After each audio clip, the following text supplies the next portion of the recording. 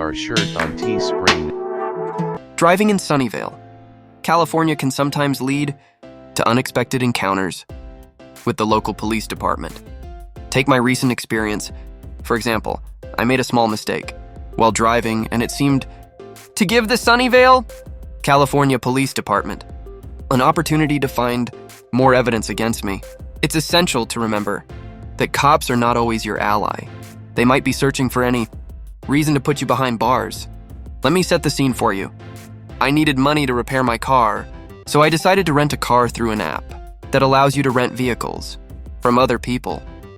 The cost of the rental, including taxes, was $60 for the weekend. However, I knew I could make almost $500 by working DoorDash, nearly 14 hours a day over the weekend, so it made financial sense for me.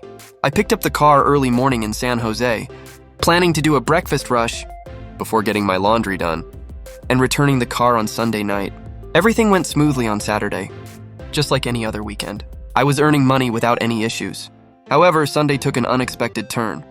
I had completed the morning rush without any problems, and even finished the lunch rush smoothly. It was around 3 p.m. when it happened. I was driving into Sunnyvale, heading toward the McDonald's to pick up an order.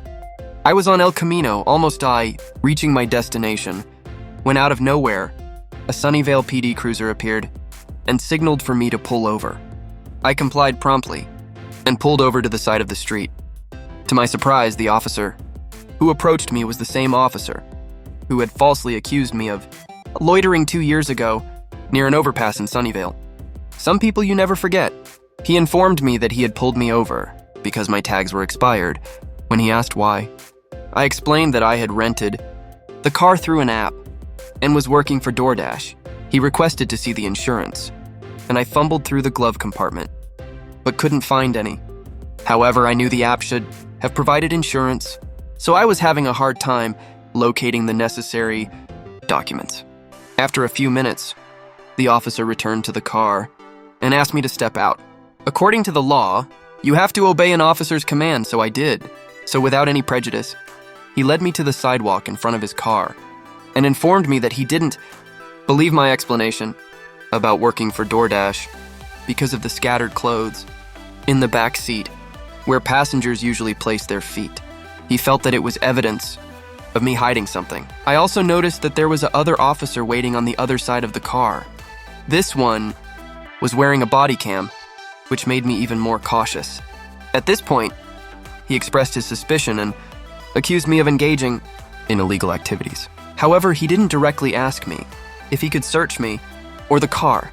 I decided to assert my rights and declined his request to search. I calmly explained to him that having dirty clothes in the car should not be grounds for suspicion of any wrongdoing. It's crucial to remain calm in these situations and keep your responses as simple as possible, or even refrain from answering any questions at all.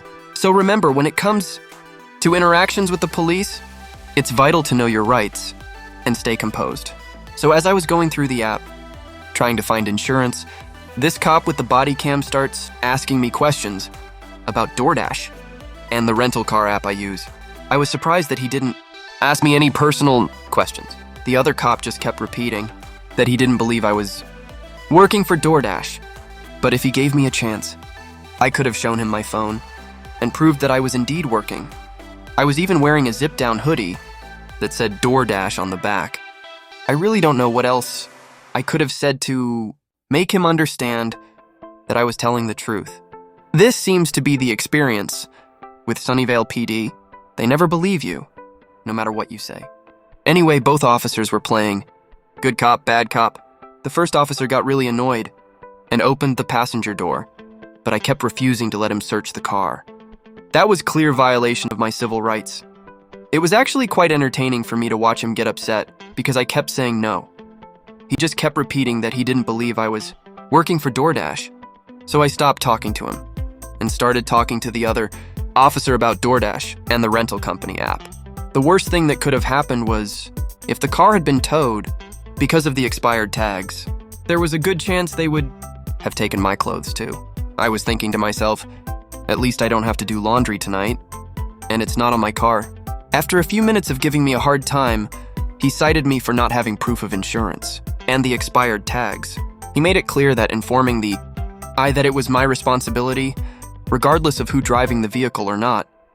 I didn't say anything, just signed the ticket. I called the rental car app to see what could be done. They offered me a discount for 1 day and arranged for the car to be returned to the owner's property for free. So I got a ride from the tow company back to San Jose and returned the car to the owner without disturbing them. I just left the keys on the mat and took my clothes.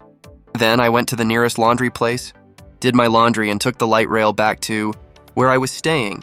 On Monday, I called the court to find out when I had to show up. I did show up and went to the judge clerk to inform them of what happened. I showed her that I had my own insurance, so one of the charges was dropped. However, I still had to talk to the judge about the expired tags. I remained calm while talking to the judge and took full responsibility for my actions. She asked me about the car, but I honestly told her that I didn't know since it was a rental. In the end, she waived the fine. Lesson learned. I need to double check the tags next time. Where the first officer violated my civil rights by opening the passenger side door and delaying the traffic stop and having dirty clothes in the back seat is not evidence. It is not reasonable amount of suspicion of breaking a law, not to argue with the cops. Just go to court and settle. Agreements with a judge. You'd be amazed how often a judge is really annoyed with certain cops. Always know your rights and remember, you don't have to answer questions. And if you do answer, be very careful what you say. This is just one of my Sunnyvale PD stories, but I have plenty more about cops in different parts of the San Francisco Bay Area. My plan with these videos is to shed light on these experiences, but please take what I say with a grain of salt and always seek legal advice. In the end, it's important to remember that the cops are not your friends. They're looking for ways to put you in jail.